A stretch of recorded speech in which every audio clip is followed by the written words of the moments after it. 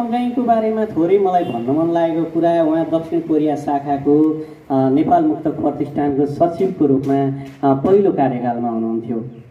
त्यो समयमा 47 जना मुक्तकारहरूलाई समेटेर उहाँहरूले एउटा मुक्तक सङ्ग्रह मुक्तक मञ्जरी प्रकाशन गर्नुभएको थियो।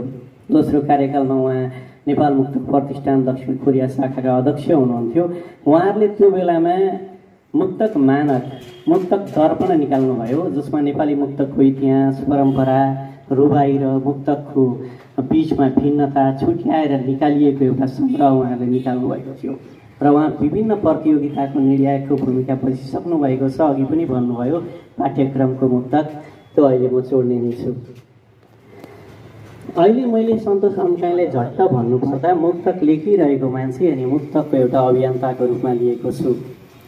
आजभन्दा 6-7 वर्ष 8 वर्ष अगाडि उहाँले रेडियो भिजनमा मुक्तक मालामा मुक्तक पठाउनु हुँदा उहाँसँग मेरो पहिलोचोटि चिन्जान भएको हो। त्यतिखेर सामाजिक सञ्जालमा मैले 8औं कक्षा पढ्दाखेरि खिचेको फुचे फोटो राखेको थिएँ। उहाँले त्यो फोटो देखेर सोच्नु भएछ मुक्तक सम्बन्धी कार्यक्रम चलाउने कति सानो खुचे केटो, जापालीहरू त कडै हुन्छन् कि क्या हो भन्ने लागेछ उहाँलाई त्यतिखेर। तर पछि हाम्रो चिन्जान हुँदै जाँदाखेरि उहाँ कोरियामा हुनुहुँदैखेरि पनि मैले मुक्तक सम्बन्धी विभिन्न कार्यक्रमहरूसँग उहाँलाई जोड्न पाएको थिएँ। एकदम धेरै खुसी लागेको हो त्यो बेलैदेखि।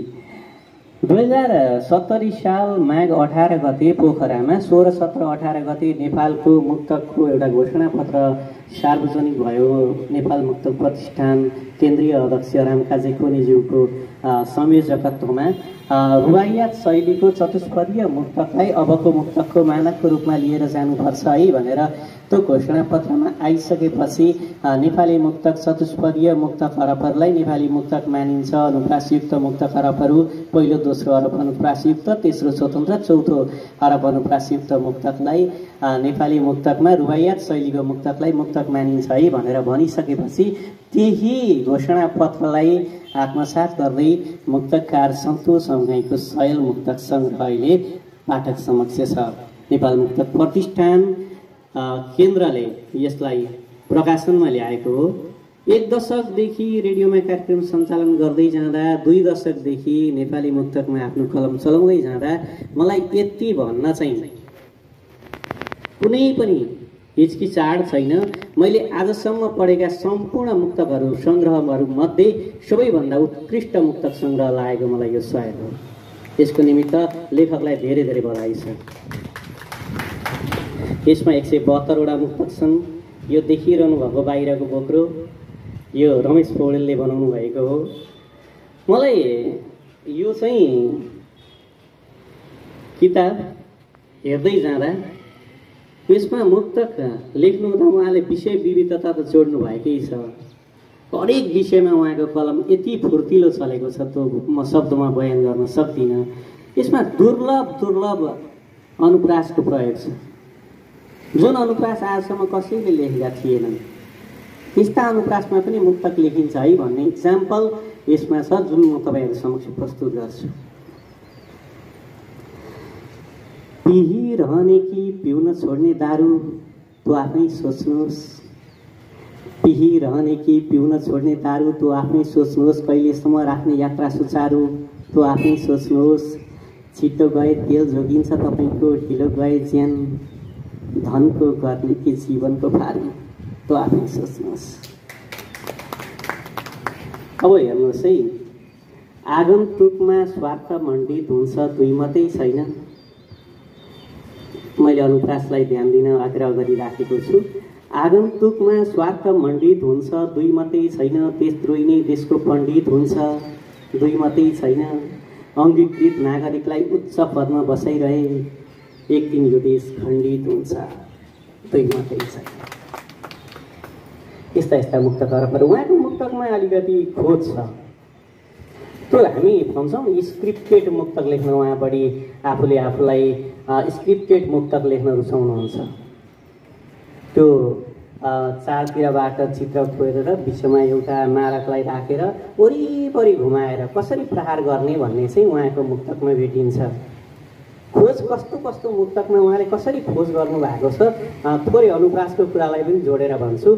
जनहितको पक्षमा हुकुम किन आउँदैनन्, जनहितको पक्षमा हुकुम किन आउँदैनन्, उपचारार्थ दबाई छुकुम किन आउँदैनन्।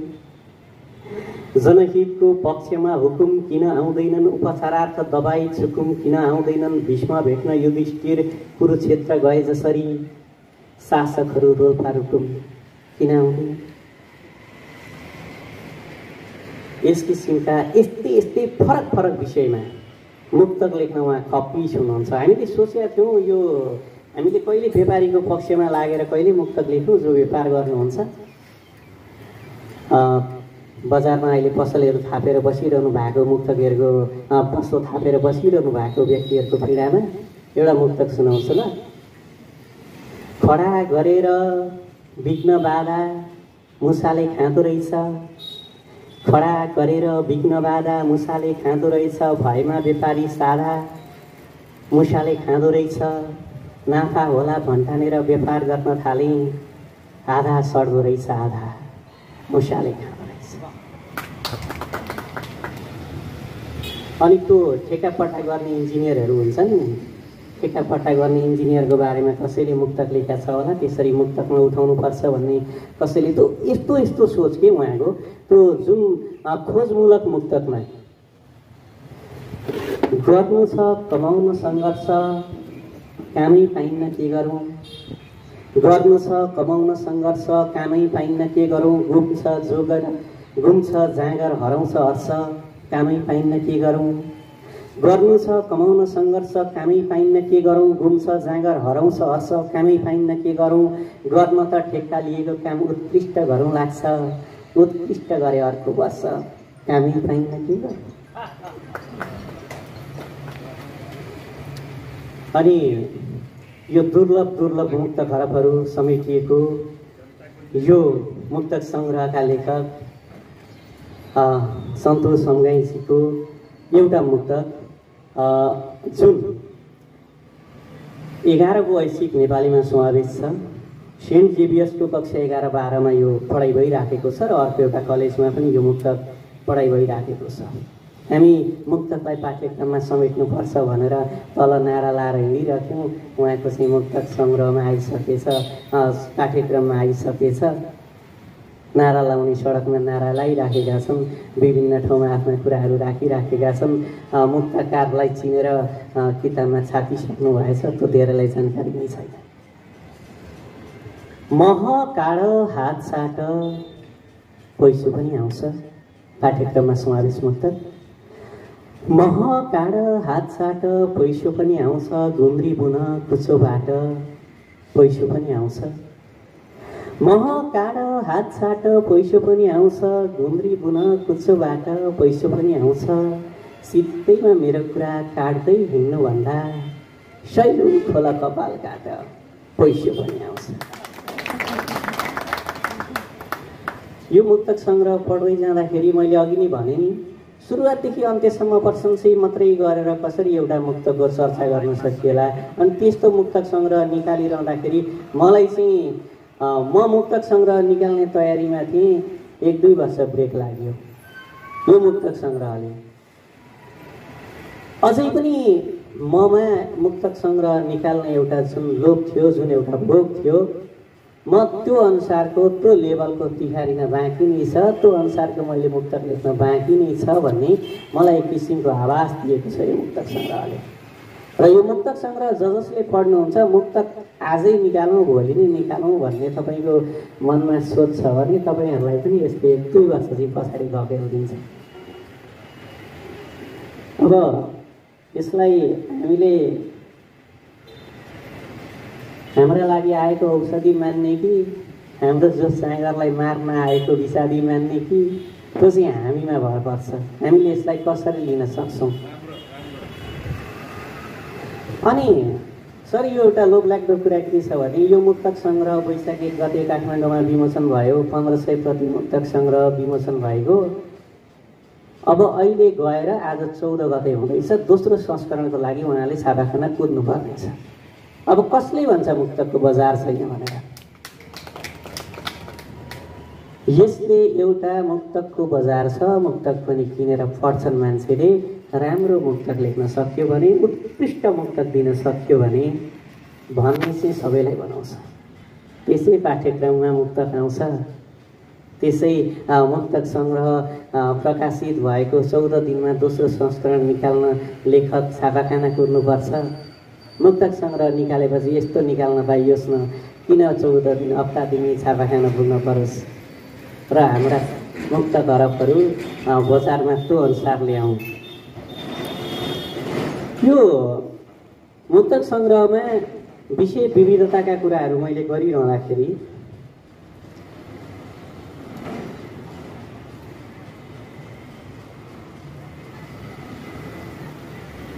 मुक्तकार सन्तोष अम्गाईले पूर्व मेचीदेखि लिएर पश्चिम महाकालीसम्मका सुगम ठाउँदेखि लिएर दुर्गम ठाउँसम्मका हरेक ठाउँका हरेक विषयवस्तुका यति लोभलाग्दो ढङ्गले उठाउनु भएको छ नि मुक्तक। यहाँ सुन्नुहोस् है।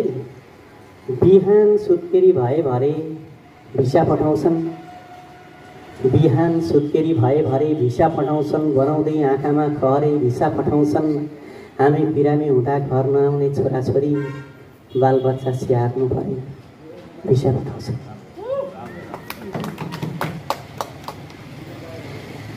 अर्को मुक्तक म यहीँबाट लिन्छु। पार्टीगत आस्था फेर्दिन म भने के हुन्छ? पार्टीगत आस्था फेर्दिन म भने के हुन्छ? पूर्वाग्रहको मुन्टो सेर्दिन म भने के हुन्छ? पार्टीकै आधारमा नियुक्ति दिने प्रथा छ यहाँ, डाक्टरले बिरामी हेर्दिन म भने के हुन्छ? नेपाली मुक्तकको आजभन्दा केही समय अघिको कुरा हो। 2 हरफदेखि 8 हरफसम्मको मुक्तकलाई मुक्तक मानिन्थ्यो र यहाँ धेरैजना मैले पनि लेखेँ होला र धेरैजनाले लेख्नु भएको पनि होला। 2 हरफदेखि 8 हरफसम्मको मुक्तक हुन्छ भनेर मुक्तक भनेर। अहिले मुक्तक चतुष्पदीय हुन्छ भनेर हामीले भनिरहँदा 2 हरफदेखि 8 हरफसम्म मुक्तक त्यो समयमा लेख्नुहुने मुक्तकारहरूले त्यो पनि मुक्तक नै हो नि, त्यसलाई पनि मुक्तकै मान्नुपर्छ नि भनेर बेला बेला आवाज उठाइरहनु भएको छ। अबको समयमा हामीले मुक्तक लेख्दाखेरि आजभन्दा 8-10 वर्ष अगाडि मुक्तकमा अनुप्रास दोहोरिँदा दोष लाग्दैन भनिन्थ्यो र मुक्तकमा अनुप्रास दोहोर्याएर लेखिन्थ्यो। अबको 10 वर्ष पछाडि जसरी 2 हरफदेखि 8 हरफसम्मको मुक्तक हुन्छ भनेर अहिले बेला बेला कसैलाई चिमोट्ने काम भइराखेको छ। अबको 10 वर्ष पछाडि मुक्तकमा तुक दोहोरिएका पनि मुक्तक हुन्छन् भनेर फेरि चिमोट्ने बेला नआउला भन्न सकिन्न। तसर्थ यस्तै मुक्तक सङ्ग्रह आगामी दिनहरूमा पनि नेपाली मुक्तक आकाशमा आउनुपर्छ भन्ने मलाई लाग्छ। यो मुक्तक सङ्ग्रहमा मैले हेर्दै गर्दाखेरि देखिएको त्रुटि भनेको कमा होला, चन्द्रबिन्दु होला। कमा नलगाउनु पर्ने ठाउँमा कमा किन लगाइदिया होला, अनि त्यो लगाउनु पर्ने ठाउँमा चाहिँ किन नलागिदिएको होला भन्ने हुन्छ। अरू खासै त्यस्तो धेरै त्रुटि यसमा केही पनि छैन। र म के भन्छु भने हामीले बजारबाट किनेर ल्याएको नौनी हुन्छ नि, कुनैमा केरा मिसिएको हुन्छ, कुनैमा सुजी मिसिएको हुन्छ, यो शुद्ध गाईको नुहाउने हो, यसमा केही मिसिएको छैन। र यो कस्तो छ भनेर भन्नुहुन्छ भने सन्तोष अम्गाईजीले लेखे जस्तै छ। उहाँको मौलिक विषयवस्तुको चयन, उहाँको खोजमूलक मुक्तक लेखन र यसले अबका पुस्ताहरूलाई पनि के चाहिँ मार्ग निर्देशन गर्छ भने मुक्तक अब 4 हरफ मात्रै लेखेर मुक्तक हुँदैन। मुक्तक लेख्नको लागि अध्ययन बढाउनु पर्ने हुन्छ, स्क्रिप्टेड मुक्तक लेख्नुपर्ने हुन्छ। एउटा उपन्यास लेख्न चाहिँ हामी बेलायतको कुनै एउटा ठाउँमा जाने, श्रीलङ्का कुनै एउटा टापुमा जाने, अनि एउटा मुक्तक चाहिँ कोठाभित्र बसेर लेख्ने त हुनै सक्दैन नि। गागरमा सागर अटाउने क्षमता मुक्तकले राख्छ भनेर ठुला आवाज गर्दै सडकमा हिँड्ने, अनि सागरलाई चाहिँ गागरमा अटाउन आफूले मेहनत नगरे सागर फर्लप्प आएर गागरमा त बस्दैन। र यो मेहनत यो सङ्ग्रहमा छ। र म धेरै समय लिन्न, हामी धेरै थाकेका पनि छौँ। हामी असमबाट सोझै यहाँ आयौँ। विवास सरसँग गफ गर्दै गर्दै गएको थिएँ म यो कार्यक्रमको बारेमा गर्ने कि नगर्ने भनेर। भरत सरले ठ्याक्कै जुराइहाल्नु भयो, कार्यक्रम गर्न पनि पाइयो। मलाई अन्त्यमा के भन्न मन लागेको छ भने यो मुक्तक सङ्ग्रह सम्पूर्ण नेपाली मुक्तकका लागि जो मुक्तक सङ्ग्रह निकाल्दै हुनुहुन्थ्यो उहाँहरूका लागि त एउटा चुनौती भयो नै, तर सबैभन्दा ठुलो चुनौती अब सन्तोष अम्गाईलाई छ। चुनौती के छ भने अब मुक्तक सङ्ग्रहको अर्को नयाँ सङ्ग्रह उहाँले निकाल्नु हुँदा यो लेभलको मुक्तक सङ्ग्रह उहाँले नेपाली मुक्तकलाई दिन सक्नुहुन्छ कि सक्नुहुन्न? तपाईँको अग्नि परीक्षा यो मुक्तक सङ्ग्रह होइन, अबको मुक्तक सङ्ग्रह हो। तपाईँले त्यो मुक्तक सङ्ग्रह पनि यही लेभलको दिन सक्नुहोस्, हामी यही आशा गर्छौँ। अन्त्यमा एउटा मुक्तक सङ्ग्रहभित्रबाट एउटा मुक्तक वाचन गर्छु। धेरै कुराहरू छन् भन्नका लागि। हामी 2 रात ननिदाइकन आएका छौँ। 2 रातसम्म ट्रेनमा ढल्किन पनि नपाई आएका छौँ। हतारमा त्यस्तै गरेर आयौँ असमबाट। र भन्ने कुराहरू धेरै रहँदै मनमा मलाई अहिले यहाँबाट चाहिँ बिदा मागौँ भएको छ। एकछिन बरु आराम गरौँ भन्ने रहेछ। तपाईँहरूलाई पनि त्यस्तै भएको होला, हतारमै हुनुहुन्छ होला। म एउटा मुक्तक भन्छु ल अन्त्यमा। अनजान मान्छेलाई विश्वास गर्ने हुती कसरी हुन्छ? अनजान मान्छेलाई विश्वास गर्ने हुती कसरी हुन्छ? हाम्रा निमित्त कानुनको खोस्टासुती कसरी हुन्छ? शासक समेत अङ्गरक्षक बिना नहिँड्ने यो देशमा सर्वसाधारणमा सुरक्षाको प्रत्याभूति कसरी हुन्छ? मैले भनिराखेको हो, शब्द खेलाउन जान्नुपर्छ महाशय, श्रोता दर्शक आफैतिर तान्नुपर्छ महाशय। शब्द खेलाउन जान्नुपर्छ महाशय, श्रोता दर्शक आफैतिर तान्नुपर्छ महाशय। 4 हरफ कोर्दैमा कहाँ बन्छ र मुक्तक, सस्समुटो छुने बाण हान्नुपर्छ महाशय। र यो बाण यो मुक्तक सङ्ग्रहमा छ। धेरै प्रशंसा गर्यो, असमबाट आएको थियो। नुनको निकै मिठो भोजन उतै गराएर ल्याएछ कि क्या हो नभन्नु होला। तपाईँहरूले सङ्ग्रह पढिसकेपछि तपाईँले आफै थाहा पाउनुहुन्छ। यसमा खोट मैले भने नि भाषिक रूपमा केही होला, मुक्तकको रूपमा भने हुने छैन। नेपाली मुक्तकको यो मुक्तक सङ्ग्रह अबको कैयन वर्षपछि पनि नेपालीहरूले खोजी पढ्नेछन्। अनि हामीमा पनि एउटा के गर्वबोध हुन्छ भने यो मुक्तक सङ्ग्रह चाहिँ मसँग पनि छ है भन्ने हामीलाई एउटा गर्वबोध हुन्छ। यो लेभलको यो शैलीको मुक्तक सङ्ग्रह उहाँले निकाल्नु भएको छ, उहाँलाई धेरै बधाई छ। अरू मभन्दा धेरै अध्ययन गर्नुभएको, मभन्दा धेरै विशिष्ट व्यक्तिहरू हुनुहुन्छ यहाँ। मैले यति भनिरहँदा तपाईँहरूले घरमा गएर यो मुक्तक सङ्ग्रह पढ्दै गर्दा तपाईँलाई लागेका केही कुराहरू छन् भने उहाँलाई फोनमा मात्र होइन, एसएमएसमा मात्रै होइन, सिधै तोप हान्नुभयो हुन्छ। त्यस्तो केही भेट्नुभयो भने यो चाहिँ मेरो हजुरहरूलाई अनुरोध छ। मुक्तक सङ्ग्रह सयल विराटनगरमा पनि लिएर आउन पाउँदा हामीलाई गदगद लागेको छ। मुक्तक सङ्ग्रह सयलको दोस्रो संस्करण छिट्टै आउँदैछ। आगामी दिनहरूमा पनि यसको अझ धेरै संस्करणहरू आएको हेर्न र सुन्न पाऊँ। भोलि थाहा पाइरहनु भएको होला, लरबरिराखेको छ। रेडियोमा यो कार्यक्रम प्रसारण गरौँला भन्दै थिएँ। कार्यक्रम सञ्चालक म आफै, अनि मैले बोलेको त के राख्नु भने जस्तो भएछ कि क्या हो, मैले रेकर्ड थिच्न बिर्सिएछु। अब यस पछाडिको कार्यक्रम रेकर्डेड हुन्छ र यो रेडियो भिजनमा कार्यक्रम मुक्तक मालामा म प्रसारण गर्नेछु। सयल मुक्तक सङ्ग्रह मैले भने 1 दशक रेडियोमा कार्यक्रम सञ्चालन गर्दै जाँदा र 2 दशक नेपाली मुक्तकमा कलम चलाउँदै जाँदाको अहिलेसम्मको मलाई लागेको एउटा उत्कृष्ट मुक्तक सङ्ग्रह हो। तपाईँहरूले धेरै मुक्तक सङ्ग्रह मैले भन्दा बढी पढ्नु भएको होला। हजुरहरूलाई त्यो नलाग्न सक्छ, एकचोटि पढिसकेपछि त्यो अनुभव तपाईँहरूले पनि लिन पाउनुहुन्छ। यो समयको निमित्त धेरै धेरै धन्यवाद। सन्तोषजीलाई विराटनगरमा पुनः न्यानो स्वागत छ। सयल विराटनगरमा छ आज र यसरी नै तपाईँको सयल देशव्यापी रूपमा होस्। अस्ति एकजनाले त भन्दै हुनुहुन्थ्यो काठमाडौँमै बसेर काठमाडौँमै भएर पनि सयल पढ्न पाइएन, सयल चाहिँ विदेशतिर मात्रै उडिरहेको छ भन्ने कुरा आइराखेको थियो। तपाईँको सयल विदेशतिर मात्रै नगएर यहाँ स्वदेशमा रहनुहुने मुक्तकारहरूले पाठकहरूले पनि पढ्न पाउनुहोस्। शुभकामना। धन्यवाद। नमस्कार।